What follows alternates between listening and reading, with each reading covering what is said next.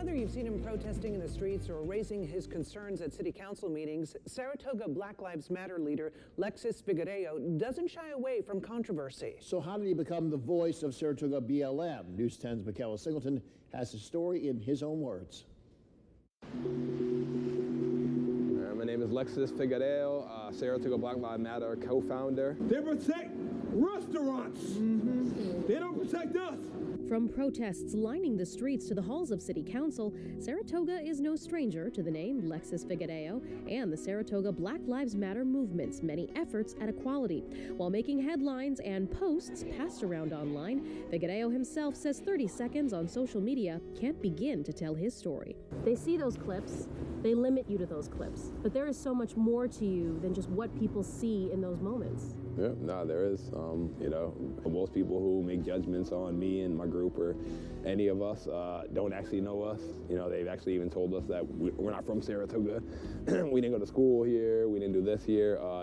Even though on the contrary, that's the opposite of what really happened. So what did really happen? Who is Lexis Figuereo and why does he do what he does? Lexis Figuereo was born in the Bronx in 1987. He says one of his earliest memories is sitting at his mother's knee, learning about his roots. My mother taught me on the Black Panthers, Huey P. Newton, people like that, were the people who I actually looked up to. His family moved to Saratoga when he was around 7. This quiet home on Union Street is where they spent their days. We actually had family that lived in the Bronx with us who had other parts of our family who lived in Saratoga. So that's another reason why we have, once again, a lot of generations actually of our family who have lived in Saratoga. However, he says entering school here was like night and day compared to the New York City melting pot. Day walking into school was kind of scary. Our first time in Saratoga, me and my sister, when we got on the bus to come to school, we were called the N-word, things like that from kids, heckled at, and that's from the first day. He says he started standing up for himself, and often, but with that, its own consequences. Being bullied every day, being picked on, having fights with people, physical altercations with people, teachers and faculty not actually doing anything. Fast forward to May 2020 and the death of George Floyd. Figuereo says he'd felt the spirit of activism but never acted on it until that very first rally.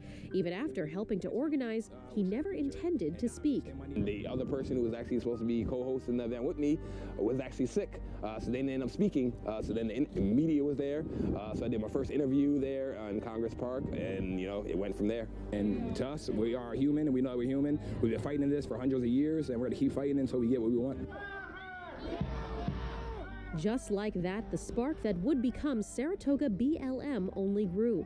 From the Spa City all the way down to Albany, Figuereo and his fellow justice seekers taking to the streets, refusing to be silenced, and picking up charges along the way. Just like the AG's office ended up doing the investigation, if I have to put myself at risk, and that's because I ended up getting 13, 14 charges. So I had to deal with all that, but at the end of the day, the results of it should actually be a positive result. Figuereo's latest fight in the halls of Saratoga City Council. He and his sister, Chandler Hickenbottom, charged after disrupting meetings. We asked Figuereo about the criticism they've received for stopping city business.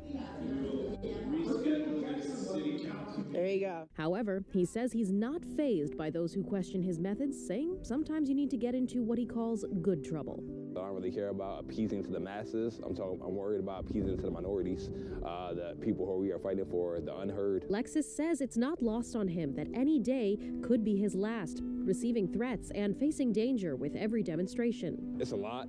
It puts a toll on you and a toll on your family, a toll on your work life and everything else. But at the end of the day, I have 3 young Black kids, biracial kids who are going to be growing up in this area, and I don't want them to experience the things I experienced when I grew up here. And just as equal to their protests, Saratoga BLM's mission, educating the next generation, holding reading days, LGBT safe spaces, and opportunities for local kids to learn art and music. That's a way for us to, reach out to the community, to the younger generation. That's all about getting this education and open up people's minds to different things and learning each other. That was our Mikhaela Singleton reporting. Saratoga BLM says after 3 long years of work, they are proud of the changes they've accomplished so far in the Spa City. This includes a resolution passed by Mayor Ron Kim earlier this month acknowledging racism in the city's past, establishment of a police reform task force, and a 50-point reform plan. They are also thankful to have inspired active participation and civic engagement in the local Black community. Stay with us on air and online at news10.com for more special reports like this.